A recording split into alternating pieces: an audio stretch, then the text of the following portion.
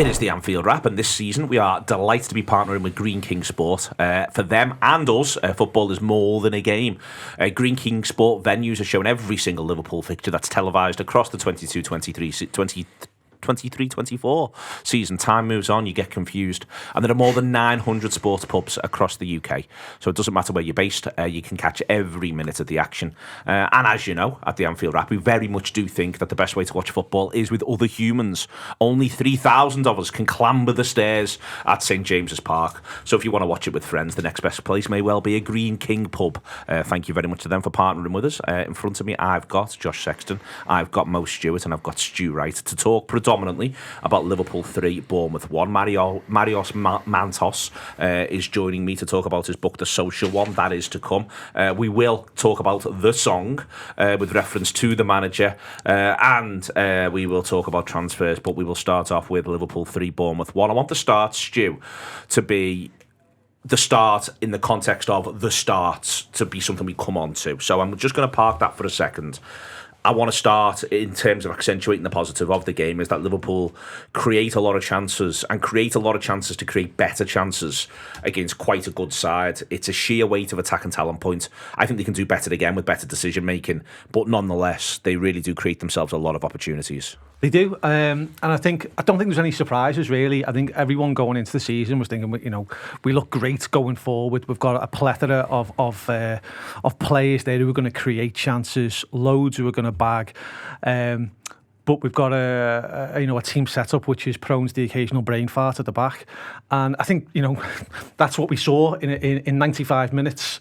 That's exactly what we saw. My concern on those, though, what I was concerned about watching on Saturday, it was part of the start, but I think it's part of a wider thing, is the errors on halfway, more than the errors on the back. The errors when it's popped into not just midfield, but almost attacking midfield, Jota and Salah and Diaz, when they're trying to link up, little touches around the halfway line when we're trying to play out. And then we lose it, and everyone's going the other way.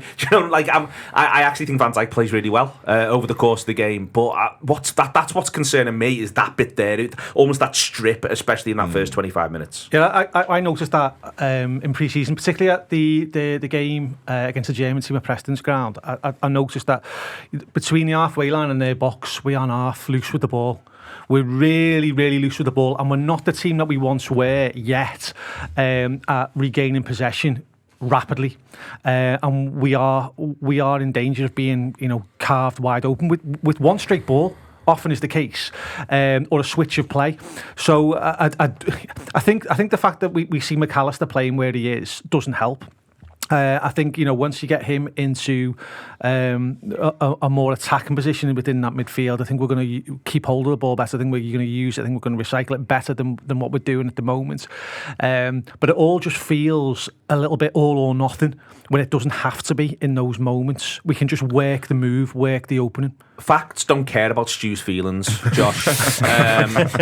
Because I share many of Stu's feelings, but it's worth pointing out that Bournemouth only have 3 relatively low-value chances after the goal until 70 minutes. Now, if you'd have said that to me coming out to the ground, I'd have called you a liar.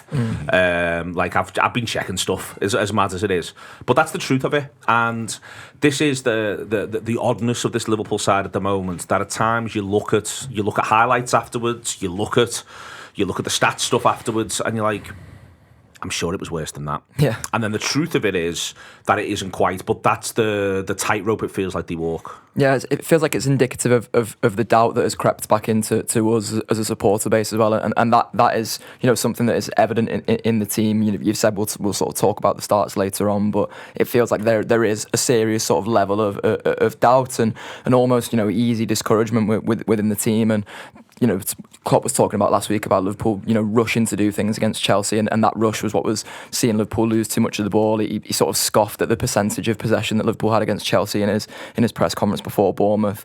It felt like they'd atoned for that sort of slightly in this Bournemouth game, and I didn't feel like they were rushing at any point, but they were almost like just trying too much, like too many like tricky things to do. There's so many like little flicks and things that just didn't come off in this game. It was like they were there was times last season where they were going almost too much to prove they had a confidence, and I felt like that a couple of times against Bournemouth, particularly in that first half, where it was like they just tried to do like a little flick or a little something to get themselves out of danger that would get the crowd up, and instead they lost the ball, and instead it felt like Bournemouth, even if they didn't have a chance at the end of it, it was like you as a crowd go, oh God, not again, they're going to have another attack again. And it feels like every time Liverpool do that, every time Liverpool make a mistake, even if it's in, you know, Bournemouth's half in this game's case, it just feels like it's going to be like the end of the world, and like Bournemouth are going to get a great chance at the end of this. And as the stats prove, it's not true really, but I think it really is indicative of how much that sort of that doubt and maybe the sort of lack of, you know, trust almost has crept back in. And that's come from the lack of control. I think that's where that's all born from, because you're right, when you look at it, the stats say that we aren't actually facing a lot of chances, but the point is that we feel like a chance could come at any time. We don't always feel like we are in control of the situation in the way that we should be, in the way that we have been at our best. And I think that's probably why it feels worse than it does, because I was like you, like I rewatched the game this morning, I was like, I swear the bad period lasted longer than that, and it didn't. And I swear Bournemouth were more threatening than that, and they weren't. But all of the things you said about what is wrong, I do think these are things that are actively, or at least I hope are still actively being worked on. And that's kind of the point of the whole lopsided, attack-minded team in the first place. I think Klopp kind of it's kind of circumstantial in as much as has been noted, all of our DMs are either injured or sold. So we're going to put all of the attacking lads in there. But also, when you are reconstructing a new midfield, it's going to take time. You've got to learn how to knit together properly. So you want to play at that speed. You want to do the flicks and tricks because you know that at your best, that's what you're going to be doing. But you're not there yet. And you're still trying to do it and it's not coming off. So by having so much attacking talent, you've got a lot of guys who can produce a moment of magic, and we might just have to shoot our way out of a few games while we're getting used to it. And I mean, that's exactly what happened. Luis Diaz produced a moment of magic. The game changed. Bournemouth decided to give us a little bit more time and space, and we were able to build into our play. Do you think that Bournemouth decided to give us a bit more time and space, or do you think that they tired? Because I think this is a fine detail, and to talk about the start before talking about the referee and move on to that, Mo, I think there's a bit of a problem, which is that obviously the opposition are at their freshest for the first however many minutes of a game. What with them not having done any running before that point? This isn't rocket science. No one here is saying that I'm a sports scientist. But they are at their freshest when they have done less work. Mm-hmm. And then what happens is they go through that period of time in the first 20, 30 minutes. And I thought that Bournemouth looked knackered from about 30, 35. Yeah. I thought they looked shot, and they only really regained the legs on about 85. But the point about that, though, is that this is where I'm like, so Liverpool, why wouldn't we just not do anything daft? Or, if Jurgen Klopp was sitting here, would he say, well, the thing is that we're stretching them by virtue of the fact that we're taking risks and we're making them spring that bit more? At which point I'm like, Jurgen, shut up. I mean, that's the theory, and you can understand why he would say that, but no, I'm like you, and I've got bad news for you, Josh. Clearly, the lads aren't watching the team talk, because you and I said exactly this. Like, I literally rewatched the clip that you put up on the Instagram. Go and watch it now of what I said about how Bournemouth will come out of the traps and have lots of intensity, and they'll wait and see if Liverpool give them a stupid mistake. Well, guess what? That's exactly what happened. It's this vicious circle for me, Stu, in that, Villa will watch the video of that and go, I tell you what, you could get something out of this from Liverpool early on, and also you can look at what happened with them last season and go, you can get something out of this, and then you've just got to stand strong somehow towards the end of the match, and Villa nearly manage it, although in the end we even arguably deserved to win that one against Villa at the back end of last season, because Villa also themselves wilt. Over time, they wilt. But I'd rather team to Wilton and haven't scored, if you see what I mean. Can you wilt when it's still at 0, please, because it'd help. Yeah, I think we're going to have to get used to it to an extent, because I think Liverpool have evolved into a team that pretty much never seems to start quickly in games now. The manager's very, very determined for the team to be a team that's develops control over the game, takes the sting out of the game early on, and almost suffocates the opposition as the game wears on. And I think opposition teams know it. You only have to look at what the manager was saying about the possession last week, not rushing things. And I think that the team was going in to games with the instruction of calm it down, don't rush, keep the ball, work your openings. And I think that's all fine. But I think that there's a strong argument to be saying, do you know what, the first 10 minutes of games, though, you should be fighting fire with fire. You should be making sure that there's a very, very firm message to the opposition of, you are getting nothing here. We're going to be first to every ball. We weren't first to every ball. We're not generally in that first 10 minutes of a game. We're going to be first to every ball. You're not getting anything out of us. And I think there's a lot of truth in what you've said about the opposition tiring through the games, but I don't think that those two things actually are mutually exclusive. I think both are true. We should be starting with greater firing games, and then once that fight is won in the first 10 minutes and nothing stupid has happened, then we exert that control. Yeah. Just on that, Neil, you only have to see as well how Bournemouth started the game. Bournemouth allowed our two centre halves to have the ball, but everyone else, there was a full court press. There was 5 of their players who were pressing when we had the ball on the edge of our own box, or our keeper had it. Every other player apart from in our half, apart from our centre halves, but particularly where they were killing the space, they were putting 3 men onto our 2, onto where they knew Trent would be trying to pick the ball up in his new 6 position when we've got the ball, and onto McAllister. They were laying traps for what came off as their first goal. And that's what I was about to say and that gives them, Stewart, gives them further encouragement. The disallowed goal gives them encouragement for the goal, and this is what concerns me about us, is that this is the cycle that I feel as though we're just a teeny little bit locked in, especially at home, and especially weirdly against sides that you'd maybe say are somewhere between the 8th and 15th best teams in the division. It feels as though we are dangling a carrot. And I can see the argument to dangle the carrot. I just think that when you lose 7 consecutive carrots, you maybe rethink the carrot plan. Yeah, we're just a bit loose with that. I think there's got to be a difference between, if the manager is saying, if they're under instruction to stay calm, to build a play, to not rush into, that doesn't mean switch off. That doesn't mean be overconfident or too relaxed. And I think there is an element of being too relaxed. I think there'll be those who say that the Trent potentially is too relaxed in those situations. However, I've got a slightly different view on that. I think when you look at how he was robbed of possession, he has not played most of his career in this position. He is now receiving the ball facing the centre backs. You need an experienced 6 there who's worked his way through his professional career in that position. Is on the half turn. He's certainly got an open stance, ready to play on the turn. Trent's square. Trent is caught square. He's not on his toes, which you've got to be, and that's what we've just been talking about in that first 10 minutes of games. Everyone's got to be on the toes, and he's not. And he is a little bit loose there, but his body shape is wrong. And they're ready for it. Yeah. They're ready for it. And then, it's a slightly heavy touch, and they've absolutely swamped him. So I think there is an argument to say that individuals could be a little bit sharper. But I also think there's a development point there as well, potentially for Trent, who I think could be exceptional in that position, but I think his body shape. I think he improves through the game. Yeah, I think he improves through every game he plays. But that's a story of Liverpool. Yeah, but I think part of that is it's all a teaching, and not just for him, but for Jurgen as well. Because one thing you did see after the goal is that it wasn't him in splitting the centre backs, taking the ball from Alisson. That was McAllister. And I think when you are playing that hybrid role, there is a big difference between a right back who comes a little bit infield to give the keeper an option alongside the DM and being the guy who's splitting the centre-backs. Because when you're the guy splitting the centre-backs, everyone spreads out in front of you. And what Bournemouth were doing, you were right, they were laying the trap. They had 3 guys in and around the D at all points, blocking passing lanes, but also ready to pounce. And that's exactly what happened. And the idea of having Trent as a midfielder, I think it's still a good one. But the idea of having Trent as the DM, the 6, almost the sole guy doing all of that, I think is still a flawed one for that, because there's so much still to learn, and so much of it is nuance, so much of it is just legs in that position. And if you're going to be doing it at this point, then you're going to have people swarming all over him. You're going to have teams game planning for it. I mean, you saw the game plan straight away. The thing that I keep seeing in Liverpool's mistakes, defensive mistakes, is we're always running after players who are already past us on the way to goal. And defending is a lot easier when they're coming towards you than when you're chasing after them.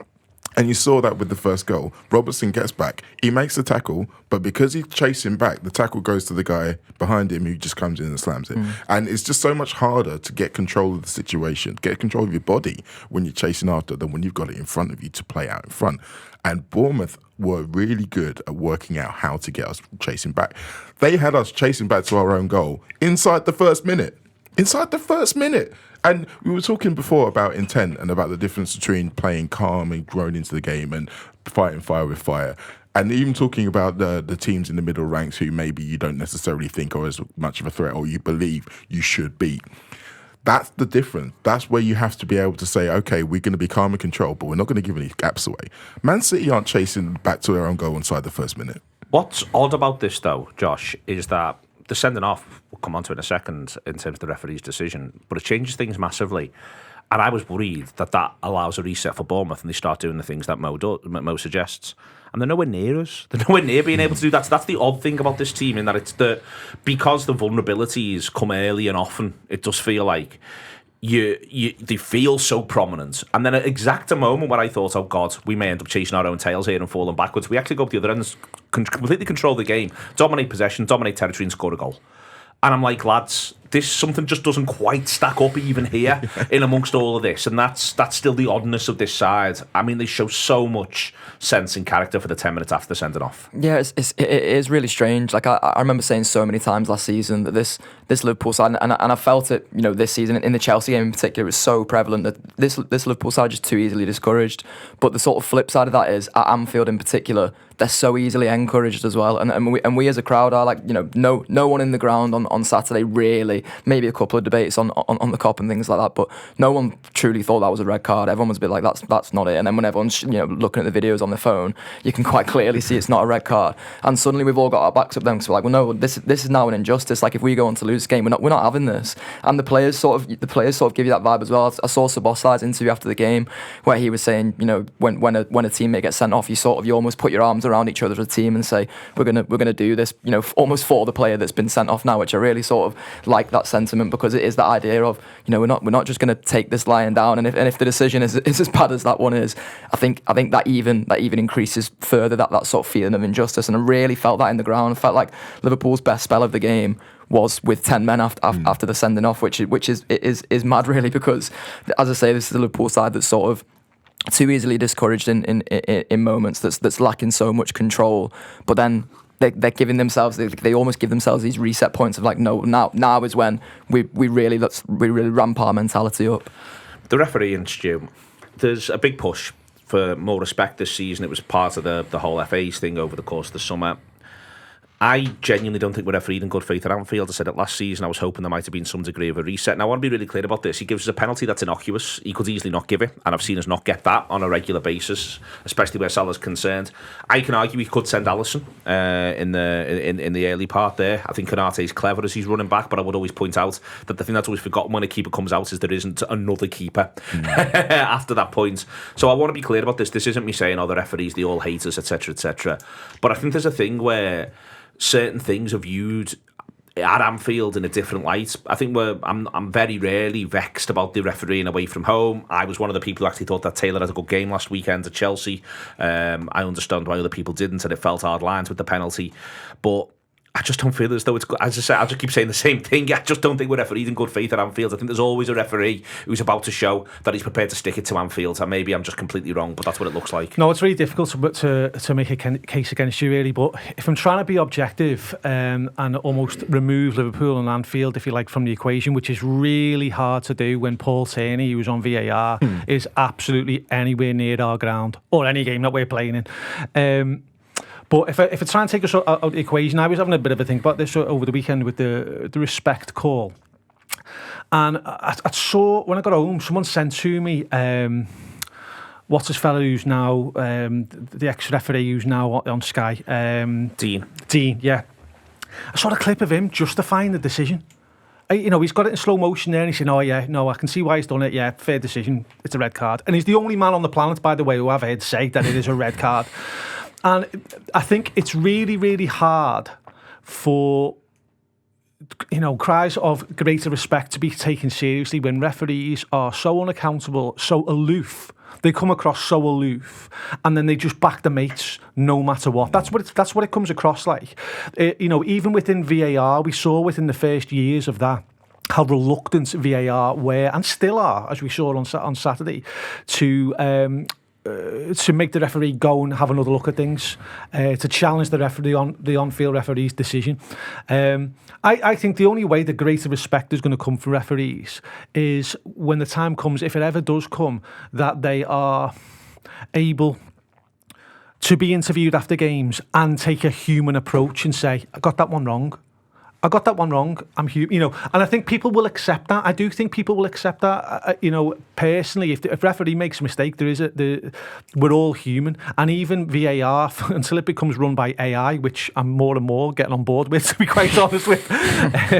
But until VAR is taken out of human hands, again, there's still going to be a level of subjectivity and mistakes. I would be able to get my head around it a lot more if they weren't so removed, aloof, and not accountable to the supporters. It's the likely suspension that kills me on this one, Mo, because I feel it is a massive climb down if they don't do the suspension at this point. And first and foremost, I just really want to watch the footballer. In a really basic way, I really want to watch the footballer. We're unlikely to be able to now in the league for 3 games, 1 game, we'll find out. I really want them to be able to say, you know what, it's not violent conduct, it's not a red card.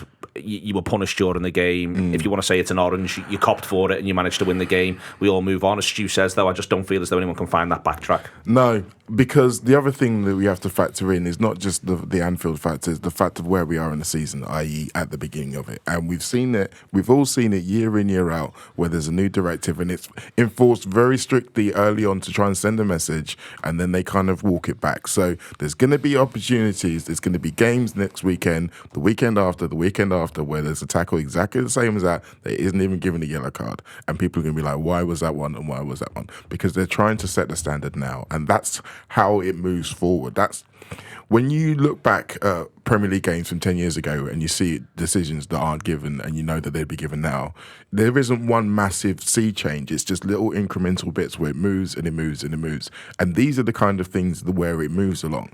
We are on the short end of the stick on this regard. So we're going to have to cop for it. I unfortunately think that they aren't going to change it because they're looking at it from a scientific point of view. So they're almost saying, okay, foot makes contact with leg at this juncture that is reckless, when the reality is it's not. It's the difference between doing that and doing that.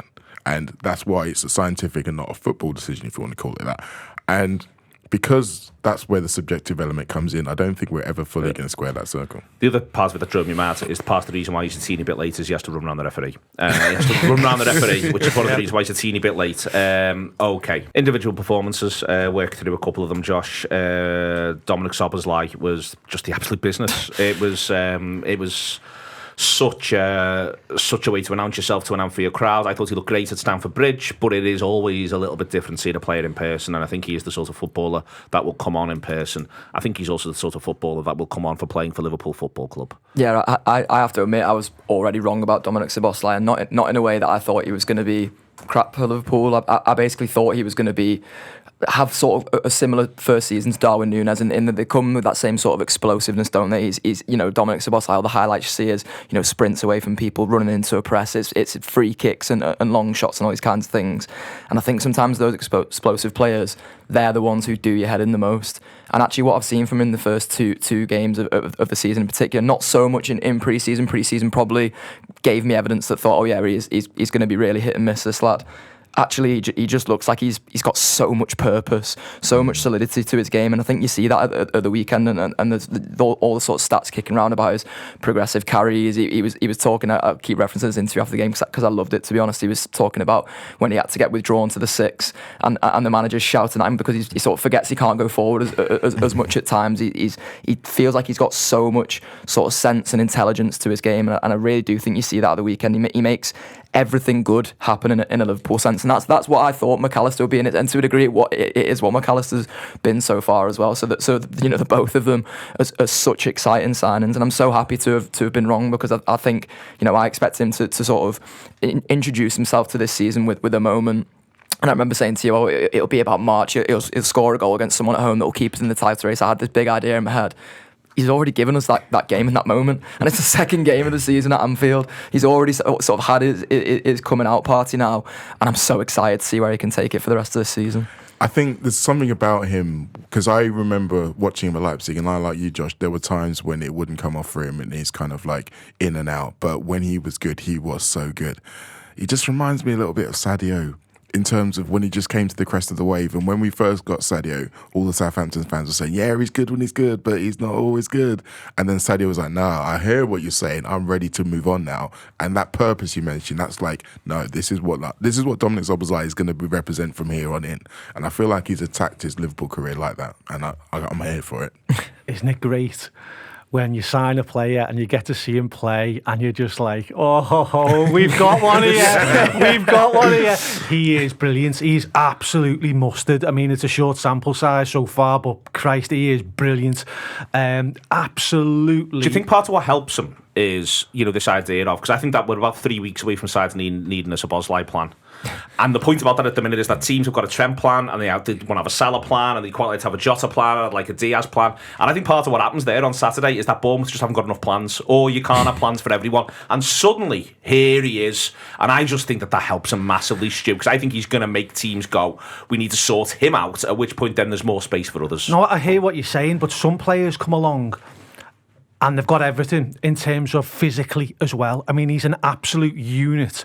He's so powerful, and you could have 50 plans against Steven Gerrard and he was breaking through, he was smashing through every single one of them. And when you look at this lad, you think he could do the same. He's so powerful, and his pace and acceleration is it's so surprising for a lad that size and carrying that much bulk, that much strength. The one where he leaves the two Bournemouth players for dead on the touchline is just a thing of beauty.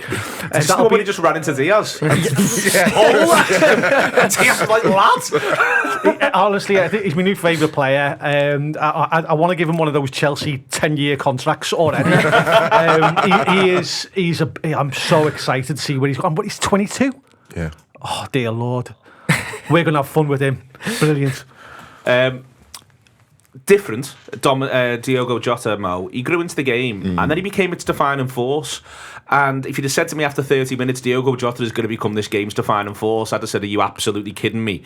It wasn't even just a grew into, and I don't think it's as simple as when he gets his goal and he goes up a level, because he's up a level before he scores the goal. He's beginning to be absolutely everywhere. He actually does brilliantly. We obviously love the Diaz finish, but Jota does brilliantly in that little period, and it felt to me like that kicked him on. Yeah. And I thought he was excellent second half, genuinely excellent. Yeah, it's funny because you'd have said, are you kidding me? And I'd have said, well, no, this is Jota. This is what he does. We see him do so many times where you think, oh, Jota's having a bit of a funny one here. And then all of a sudden, oh, no, he's not. He's all over the place. And there was one chance in the first half where Trent pings it across and he tries to take a touch when, for on fire, Jota is hitting that first time into the bottom corner. And I think he kind of admonished himself in his head. And that kind of like went, no, we need to play better. And he did start to pick it up a bit. He is still hit and miss in terms of doing the link play bits, but he is now, his energy is a real force, and he's able to, now he's got someone like Szoboszlai alongside him, they can kind of really press as a pack, and that really works for him. But he was the leader, I think, in the second half, because even before the goal and the sending off, I feel like we came out of in the second half smelling blood. And Bournemouth, like you said, their legs had gone by then. They were looking ragged. And it was that point where you feel like, okay, we need to get the goal that kills this game now. And there was a real urgency. And Jota kind of epitomised that more than anyone. He was the one arriving. He was the one gambling on any time that there was a ball over. He was going to the back post, see if it was there. And as we saw with the shot from Szoboszlai. And I remember saying before Zob came along that the thing about him being a goal threat from outside the box isn't just about the goals he scores, it's about the chaos he creates, the space he creates. And sometimes, if a keeper makes a poor mistake, there are balls in the 6-yard box to tap in for someone like Jota. Diaz was everything you want. I think he actually tires a little bit second half, Diaz. I think he could go a little bit earlier, but I think trying to do the subs in bulk is still a challenge for all managers, trying to make that work. But I thought he was everything that you wanted, especially for the first hour or so. Really, really dangerous, and I'm just loving him getting between the posts. Definitely is. I think there's been a clear sort of directive for him to be more direct from the coaching staff. It really does feel that way, and like I always understood the ways in which you'd get frustrated with him, because there'd often be times where it felt like he had like yards and yards to run into, and he'd come inside so early, and you almost show yourself then, because you allow the defence to shift across that extra bit. If the pass is there to Salah out on the right hand side, that defence can shift across a bit and sort of go back to their Mo Salah plan of making sure he's denied the ball, and that was frustrating at times. I don't think you've really seen any of that from Diaz so far this season. He is playing so direct, and it was a thing that really you could see that was so obvious in pre-season, as well as the angle in which he's running at defenders now.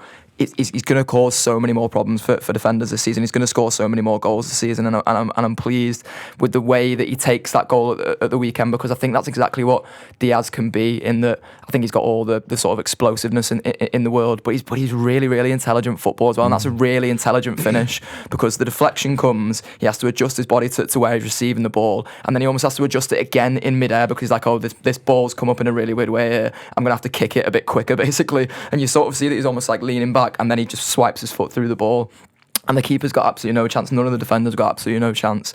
And I always think back to the Gerrard thing. I think it was about Suarez and Sturridge, wasn't it? Maybe even Sterling, 13-14 season, like all the best dealing with them.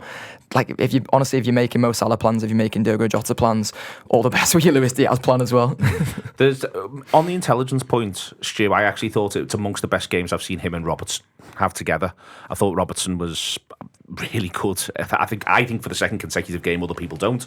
But I thought Robertson was really good, picked his moments well. And then when he's there and around the penalty area, he's just lovely to link up with. And I thought that Diaz and Robertson got the best out of each other over the course of that game. Both were unfortunate not to end up with an assist. As Josh said then, he's so intelligent, the way he uses the ball, and he's patient with it. It might not seem like it because everything happens so quick, but you can see his brain it's constantly ticking over at lightning speed, weighing up all the options, all the possibilities. If he moves this way, if he feigns that way, who can move into the space, who can he play off, or shall he just beat the man?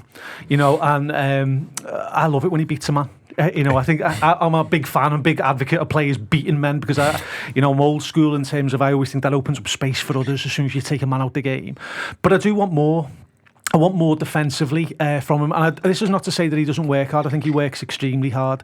But it's that combination that you just referenced then, actually, between Robertson and Diaz when off the ball. I think that the partnership and the knowledge of each other's movements and positional play isn't quite there yet in the same way that we were spoilt with Mane and Robertson. But I want to throw another name into the mix as well. We were spoilt with the triangle of Mane, Wijnaldum and Robertson down that side, both on the ball and off the ball. They were tremendous, and I think it hasn't been helped by the fact that we're playing Gakpo in that role in midfield at the moment instead of McAllister in that left-sided centre midfield position. I would like to think that once that's locked down with the preferred three, which is very frustrating for the reason you said before about the potential suspension, but once that's locked down, I really would like to see us having a much greater sense of control when we are defending down that side. I was like you last week in terms of I thought Robertson got a lot of stick, and much of it was unfair, I felt, because he was basically facing a 2 or 3 on 1 situation relentlessly. With James and Sterling, they were both good. Yeah. Sterling just absolutely murdered West Ham for the first half yesterday. Our issues with Robertson have been more around the change of system and making the right decisions positionally when we're on and off the ball, but not about his one-on-one play. His one-on-one play is still good, and he's still got the legs to be able to keep up with the best of them. But when he's outnumbered, and he's used to a very tight system at Liverpool over the years where he's been protected, as we have been on the other side.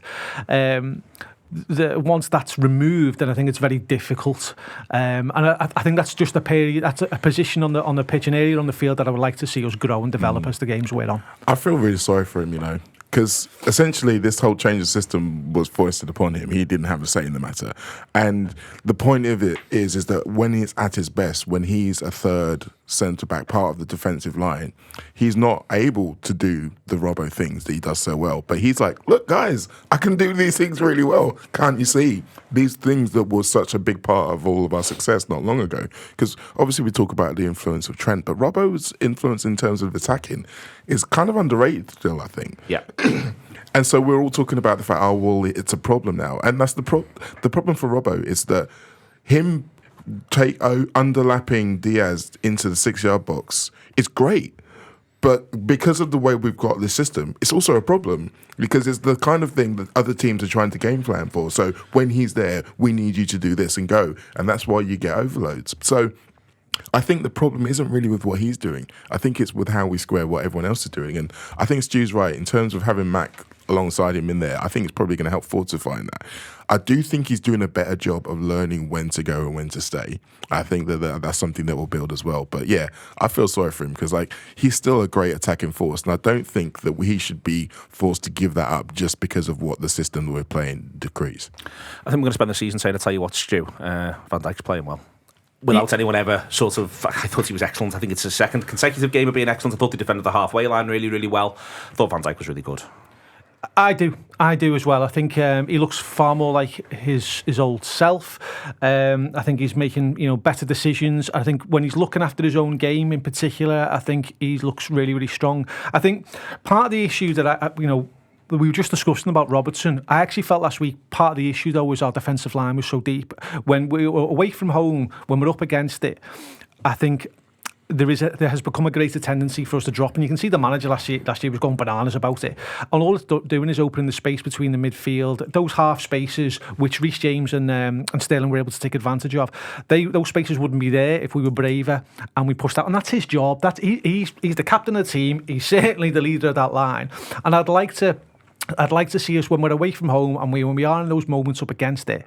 I'd like to see him get us out more and have that little bit of confidence, that bit of belief that we're going to squeeze that space, give them nothing, and back ourselves on the turn if anything gets put in behind. And once that happens, I will be absolutely rock solid in my head that Van Dijk is back. Does he have the confidence yet? That's in front of him, though. That's what I'm a little bit. But I think to help them, it's his responsibility to shut down that space.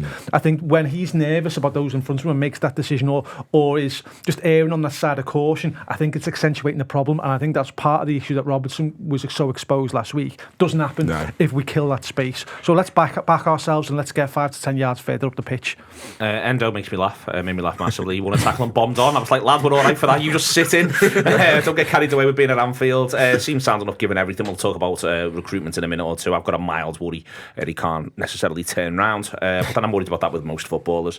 Josh, you're going to have the awkward conversation with Salah if you're Jurgen Klopp this week. If I'm Mo, I'll do the stats. If I'm Mo, I'm going on LFC history and I'm printing off the page that I sent to all of you and showing the manager that his conversion rate is 81%, which is better than XG on a penalty is 78. He's better than Phil Neal, who's took more penalties for Liverpool than anyone apart from Steven Gerrard, 74.5. Steven Gerrard is at 82%. Barnes was 66%. Michael Owen was worse than me, and I never even played for the club. There's other footballers in there as well. Rushy, 50%. Rushy took 6, scored 3, missed 3. Hey, Rushy. Good to see there was a way he couldn't score a goal because he knew all the other ways he was boss at them. I think there's a weird thing with it, Josh, where he's never entirely convinced. So the stats suggest he scores 4 in 5 of them, and as I say, that is better than the suspected average, but he's never entirely convinced. But I do sort of wonder, to be fair to him, whether or not this keeper's in his head a bit. Yeah, I think there was a period where he did convince, but funnily enough, it was the period where James Milner was playing so much that James Milner was like, the bona fide first option penalty taker. I remember there being it was Huddersfield at Anfield. Mo scores a penalty, maybe Huddersfield away actually. And around that time, I remember thinking, Salah doesn't miss penalties. Like we've got 2 lads there who just don't miss penalties. And I think around that time, that was probably the period where he did convince, and his penalties were really good.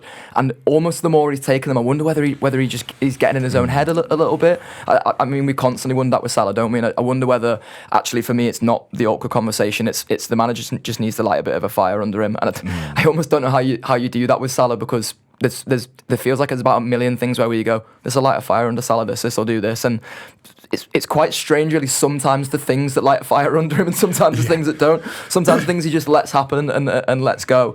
I hope he doesn't let these kind of conversations go. I really want Mo to sort of have a big think about the way he approaches penalties, really approach him with that sort of, I mentioned before about trying not to show you're too confident on the ball. I want Mo to start just absolutely blathering, and I know he does try and bladder this one. Andy was saying to me in the ground, it was almost like the one he takes in the European Cup final, that it's close to the keeper, it's low, it's hard. I want to see him start smashing some into the stanchions, and listen, there'll be a couple that go wrong in doing that, but I want to see some of them just properly nestle in the top corner. I can go, that's the confidence. See, I mean, if you want to light a fire on him, just remind him that missing a penalty loses him FPL points, because he's really important in that to him, clearly. But I was going to say I have a theory on this, but the truth is my dad has a theory on this, because we got into it about penalties, about Salah and penalties after the Bournemouth game last season where he missed. My dad's theory is that it's about the control. Lots of things are always about control. If you look at all the great penalty takers down history, Beppe Signori, Matt Letizia, all those kind of guys, they all had a calm, measured approach to the ball. They all looked like they were in control of the situation. They could change last minute. Salah's approach is quick. He does that thing where he does that circular run and he comes and he's trying to build up momentum for the shot. And you can see why he's doing it, because he's normally trying to hit the ball hard. But it loses that kind of control. So the goalkeeper doesn't have that feeling of like, oh, I know exactly. He knows exactly what he's doing. There's that bit of trepidation. And that's probably why to us it looks like he's not quite as good at it. Now, I think that I've got a theory on how to get him better as well, because you're right. The things that light a fire under him is the threat of losing it. And we do have lots of other players in this team who can take penalties. McAllister, Szoboszlai. There are a few others who think that they could do it. So if I'm Klopp, I'm going to him, all right, Friday after training, every week, penalty competition. If you win, you're taking penalties on Saturday. If you don't, someone else is. That will keep him going, because then he'll be practicing, he'll be thinking about it, he'll be like, no. Because the other thing we have to factor in as well is that we've talked a lot about Mo being more of a creator this season and how he's kind of thriving and flourishing in that. That's because he's still on penalties. Like, he knows he's still going to get goals because he's on penalties. He does not want to be taken off penalties. So you've got to make it so if you keep on there, you have to make that standard. Quick, are you going to have the conversation with him or not? The conversation I'm having with, can you just hit the corners, please? Just hit the corners. Just stop absolutely smashing it within, a foot of the goalkeeper either side, and we won't be having this conversation at all again. Just hit the corners. You know what he needs to do? Remember, like the old tour at Liverpool, and there was a little game for the kids where you could go and take a penalty, and you had to get it in the circles that were in the corners. Yeah. Just get him a few hours a day on that. A few hours a day. All right, Mo. He'll soon at the corners be sick of that. Yeah. Tuesdays, Mo, 12 till 5. Stewart Wright was on a podcast. You might have excellent stuff. Marios Mantos came in to talk to me about his book, The Social One. This is me talking to him. And then after that, we're going to talk about the manager and the song. And then we're going to have a chat about transfers. Joined by Marios Mantos, who's written a book called The Social One, which is about how Jurgen Klopp was a perfect fit for Liverpool. And Marios, one of the things that struck me reading the book was, and you frame it quite nicely, that Jurgen, he is a perfect fit for Liverpool, has been a perfect fit. But if he'd have known he was this perfect a fit, or what the role was, the way in which being manager of Liverpool could be like, he might have actually been a bit reluctant to take on the mantle of such pressure, mightn't he? Yeah, because we were talking about this off the record, that he's a man that he's himself. He is himself. He's what you see on and off the camera. You know it better than me. And yes, he came here to manage a football team. He didn't came here to manage the people of the city, but that's what the outcome was. Well, it's funny that is the outcome, because for me, being Liverpool manager's always felt, growing up, like it's such an enormous role. You end up with pressure from all over the place. And I feel like the best Liverpool managers, you mentioned, for instance, Rafa Benitez in the book as well, the best Liverpool managers find the way to make it their own. And that's what I think is most impressive about Jurgen. It's not just, obviously, being successful on the pitch massively helps with that, but the best Liverpool managers find the way to be to be themselves, whilst almost changing the role, making it fit them like a glove, and that's what he's done so well. Yeah, thank you so much for your kind words. The manager of Liverpool Football Club is a special person. Is a figure that the people of the city are looking to his eyes and waiting to see the same. There's themselves. They want the manager of the football club to be the mirror of themselves. And Jurgen was growing up as a football fan first and foremost. He was a passionate fan of Stuttgart.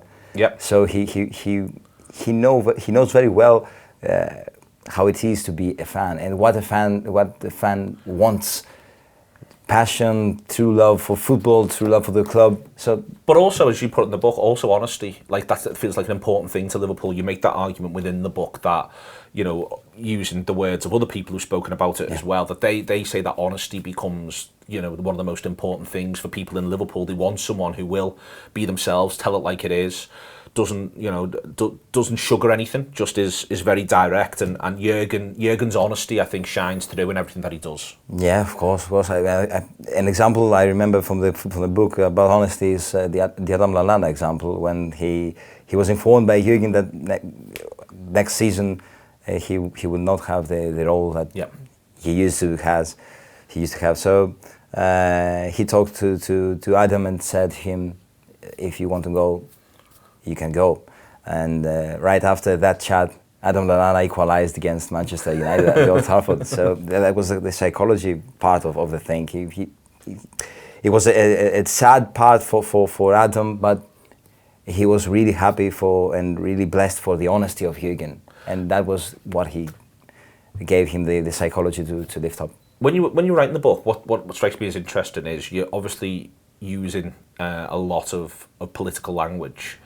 And Jurgen himself doesn't use political language, but he does make political actions, and that to me is it's an interesting dichotomy in a way. He is someone whose motivations for actions come from this place, but then in that way, you know, without sort of weighing it down with political significance, the way in which he conducts himself and what the way in which he acts and what he wants and the way in which he views a football team, it does have a political element to it. Yeah, of course.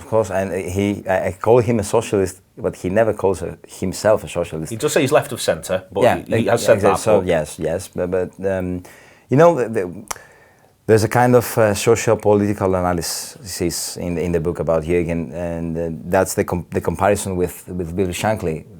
He lives and works with the principles of teamwork, love. But also communitarianism. Togetherness and communitarianism is one that you mentioned it in the book, and I think it's a really powerful part, that he genuinely doesn't believe that things can be achieved without that communitarianism, both in terms of 11 players, but also in terms of thousands, millions of Liverpool supporters around the world. That's what matters to him. Yeah, and that is what football is about. Football is a team sport, a sport that with different players of different level of quality combine their attributes and work for the same goal. That if there is a sport that can summarize the socialism part, is football. So, yeah. Did you enjoy writing the book?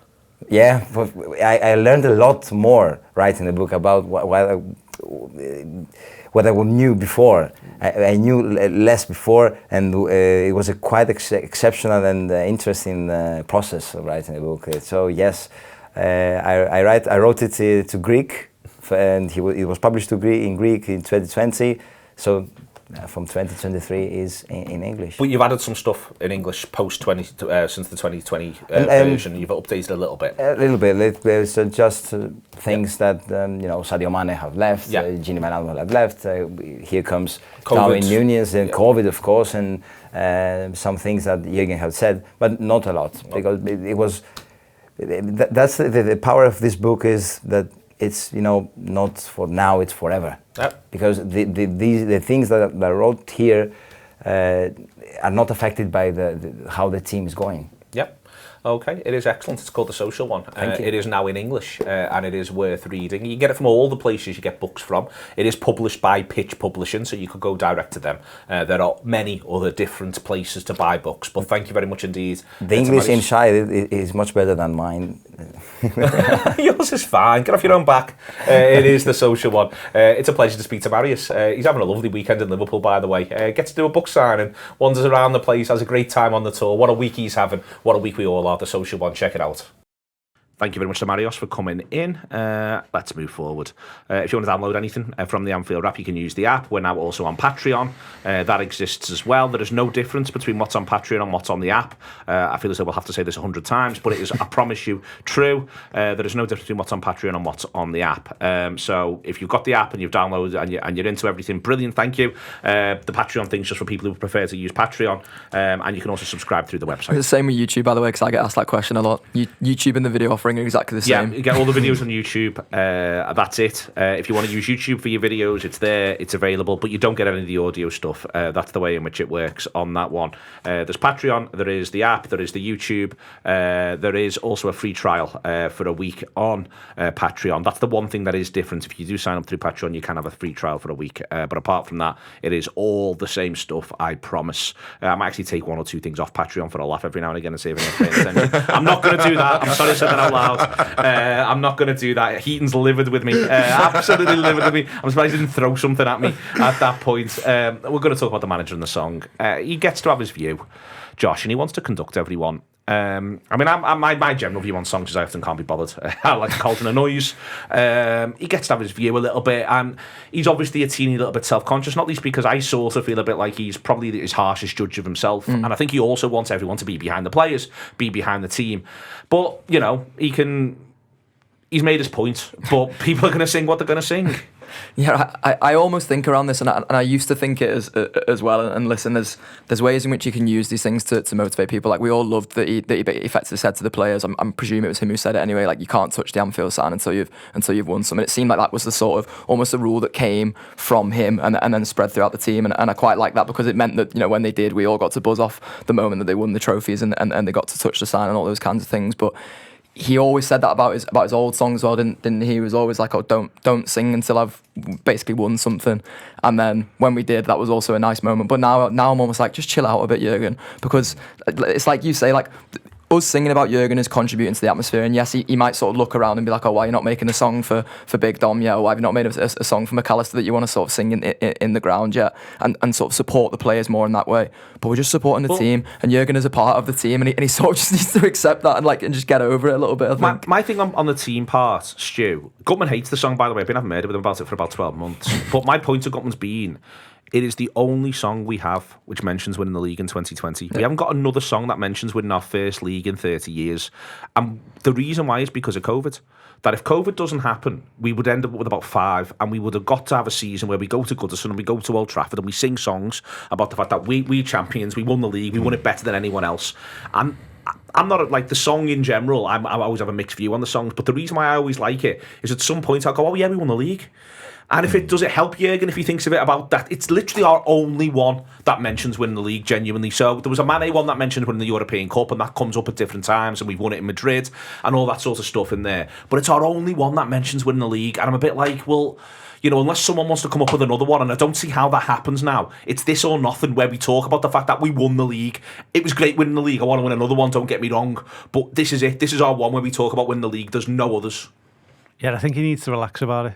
Really, as you say, it's the only one there that talks about winning the league, and I think, you know, you go back to what football is as a fan. You know, at its very roots and its very core, it's about going and being with your mates and enjoying yourself and being happy and celebrating and just having a really good time. And I think he gets in his head a little bit about these types of things. As you said, I think he does like a Cauldron of Noise. I think he wants. I love a Cauldron of Noise. Yeah, I know, me too. And I think he wants it to be about the players as well. But I remember, I go back to what, you know, his early years really, and I think it was after.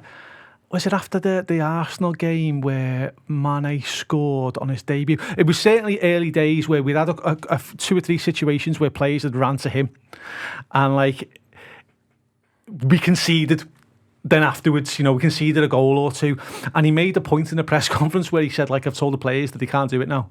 They can't come running to me when there's 20 minutes to go in a game and jumping on my back. You know, we can't be having piggybacks. It just sends us the wrong message. I think, you know, for us though, we love that. Yeah. You know, when I see that Mane goal, Or I see the Lallana one as well at Norwich, and I see them running to the manager. I absolutely love that. I can't help but smile. It doesn't matter how many times I see it. I love that togetherness, that excitement, that almost like just lads on the schoolyard, almost, you know, just having a laugh together with it. I think it's what football support is at its very core. And I think, you know, with the competitive world of the Premier League, where points are at stake and livelihoods are at stake, I think it's really sometimes easy to forget that. So I just think, you know, just relax a little bit, Jürgen, there. Don't worry about it. Let us sing our songs. We're only being sound. You know what I mean? Worry about it when we're calling for your head. Hopefully that'll never happen. And just worry about what's going on the pitch instead. I was literally going to say that. I was just like, Brendan Rodgers sitting there just saying, lad, you have no idea how you've got it. Yeah. But the other thing about this as well, I think, and it's really, I kind of see it whenever I'm sitting in the main stand and just in front of him. He gets wound up during the game so much by so many little things that he really doesn't need to. But I think that's just who he is and the nature of who he is. And I think for him, it's like you say, with the thing with the 20 minutes to go and conceding a goal, I think it's a superstition thing. I think even though we're not singing it because we think the game is over, in his mind, because he thinks it should be an end of the game song, he feels like it should be there. And so he, in his mind, he associates it with that, which is his fault, to be brutally honest. Like, he's the one who has to get over it in that respect. But I do also think, to a certain extent, the stuff that he says and does in the moment, because I think the shocking thing of listening to the clip of the audio is how annoyed he is and how much he goes in, and that's just his mode at that moment. Yeah. I think it's like me on foul throws, what the ball boys are up to, and whether the crowd's giving enough to the liner. Well, exactly, like if someone mic'd me up for bits and pieces in the centenary, you'd be amazed what drives me mad. Oh yeah, I honestly, I'm on some ball boys' backs there. They need to have a good long think about things. The thing is, though, you know, something that we're forgetting as well is his missus loves the song, and she just might be singing it relentlessly in the kitchen all the time. You know what I mean? It might just be like, shut up, singing that song. Yeah, so it might just be that. But like, I do, in all honesty though, I think this might be one of those things where in the moment he was intense and angry, but now he's looking back and he's thinking it's a bit like, if he was knowing that so many people were talking about him, he'd just like, oh, for fuck's sake. Yeah, this now, Christ, stop filming me, Jesus. Okay, just dead quick. James Pearce says no recognised holding midfielder. I'll tell you what, that gives everyone some wiggle room. Yeah, I mean, we'll define recognised holding midfielder. They've been, you know, thin on the ground anyway. So is it just we're not buying Rodri? No, I think maybe this means that we're not buying Caicedo or Tchouaméni. But yeah, it's one of those where it's like they're still looking at things, but you know, the fact that Bajcetic was back on the bench and then Endo came on and made it gives you more options in that, so you don't have to go, you absolutely need one guy whose only job is to do this. We now get some guys who can do some of this but could also do some other things. That's my reading of it in reality. I mean, I still want them to buy 3 players. I suspect they may be disappointed, but I want them to get another couple of defenders. I mean, the manager, to be fair to him, he did find the only context in which I want to see Kostas Tsimikas come on at the minute. He managed to find literally the only one. Where I went, yep, fine with that, good decision. But I think Gravenberch and Decore links are persisting aggressively, Josh. Gravenberch coming on really quite strong indeed. I feel a bit like Munich have got a decision to make here. Gravenberch has got a bit of a decision to make. Munich have got a decision to make. And then it looks like Liverpool or Manchester United might have a decision to make. But it feels like that's a live thing in European football. Yeah, I just think they're 2 players who Liverpool almost have to wait for the opportunity to sign them now. I don't think Liverpool are sort of signing those players, as in I don't think they're signing them for the price that Crystal Palace have quoted. I think they probably want Crystal Palace to come down on that price for Decore, and Bayern ultimately need to want to sell Gravenberch. Otherwise I don't see a way in which either of them move. And my opinion on the summer has been broadly the same. The idea of signing Caicedo was probably the one that sort of appeased me to be like, oh, we'll probably sign Andre in January now, and I'm happy to wait till January for Andre because we've got Caicedo in. I could see a world in which they almost do like not a pre-contract, because that's not really what it is, but we've signed Andre, but he's there until January. He's our player as of January. And the centre-back thing, I've loved seeing all the links and sort of living all the links. I just think Colwill was the one, and I've sort of always thought that. And I can see the argument of why Liverpool would have thought that. I'd have liked them not to have thought that. I'd have liked them to have thought some other lads were an option there. I just think that was always what it was. I think we really like this lad. We think he might be available this summer. Suddenly he wasn't available this summer, and they've gone, Sam, what we have, we hold, which may well be Nat Phillips again. I don't think it'd be Nat Phillips. I'm just more concerned. Not concerned because he's obviously shown he's got a degree, a pedigree, but at some point, footballers like Matip go on the turn. And I've long had an argument that no one goes off like a centre-half. Centre-halves turn like milk. Well, I think the thing with Matip for me is just that we have to play so differently. So many players around him have to play differently when he's playing. And if we're trying to do this new thing and then we're all having to change, it's a bit of a halfway house. Kevin Ratcliffe went overnight. Stefan Honcho went overnight. Sol Campbell went overnight. Centre-halves go overnight. Rio. I remember Rio. It's went overnight. Horrific games at QPR. It's a thing that happens. Centre-halves, when they go, they go. That is my worry. What do you think we're going to do from here? I'm worried about the defensive midfielder situation. I am worried about that. And, I noticed then we continue to talk about Decore there, but are we not classifying him as a recognised holding midfielder? I don't know. Because I think that rules him out. All the London media are saying Liverpool are really into Decore. Yeah, but I think if what Pearce has got is right, then I think that rules him out to me, which I'm fine with if they've got the Andre deal locked down. Because I've YouTubed him, and he looks boss, but he looks an angry little fella as well. You know what I mean? He looks like he's going to get around the pitch and have a bit of bite about him, but also I don't think we've got enough of them in the squad. I like an angry so-and-so. I like a Mascherano. And I'm not saying he's a Mascherano, but, I like the look of him. And I don't think they're going to do him, though, before January. If they remain in a little bit of Torres, I think they'll see it That's through. fine. If that's the rationale for we're not getting another one because we've got him and he's the one we want, but we've got to wait till January and we're going to go with these lads till then fine. But I don't want to not have that information. I don't want to get to the end of the transfer window and it's not been said that that's what the move is. I'd like it wrapped up. That I just put it to bed for everyone, I think. The one I don't get is the Gravenberch one. I don't get that because he's done bits of defensive midfielder. He can do a job there, but even the Bayern manager doesn't see him as a number 6. So I'm thinking, okay, so is he then competition for the other 2 midfield positions? Well, the left side, you've already got Thiago. Okay, he's got a year to go, but you've bought in McAllister and you've got Jones. So if I was Jones and he brought him in for competition on that side, I'd have a bit of a problem with that, to be honest. And then on the right side, you've got, the world's new greatest player, Szoboszlai. And then you've got Harvey Elliott as well. And McAllister can do stuff over there. We've seen it in the past. Yeah. So I'm just scratching my head a little bit about it. Unless they want to convert him to a number 6, fine, but that will be a project. He can do it, but I don't think he brings all the elements that we want. I think he's great on the ball as a 6, a ball playing 6, a playmaker, but I don't think he's one who's snuffing stuff out everywhere all over the pitch, putting out fires. I'm not sure he's that. So I think there's a question there. I definitely think we need, as we've said all pre-season, we need a left side of centre half, and we need, ideally, I wouldn't mind a right back as well for a bit of competition there for Trent. So I'd like 3. I'd like 3 from here as well. We'll see as the opportunities come. I'd like 3 agreed. I'm all right with 1 in January as well. If other bits are bedded down in there, I think it's going to be a crazy end to the window. Everything you need on transfers on the Anfield Wrap. Gutters practically fucking daily, to be honest with you. Which you might like, listeners. It's just, I like to think there's a finite amount of gutman you want in your lives, and yet here we find ourselves. It appears that your quantity of gutman that you most desire is taking a spare room somewhere in Man Island. Yes, is indeed infinite. Who knew? Thank you very much on this one to Josh Sexton, to Stu Wright, to Mo Stewart. Sam Walkerdine has looked after the images, if you've enjoyed the YouTube of it. Andy Heaton has looked after the audio, which I'd like to think you've enjoyed all of, no matter which direction you've gone into. I tell you what, Liverpool, they're going to be a hell of a roller coaster all the way through this campaign. We should enjoy it together as far as we can and not lose our heads, and hope that they don't either.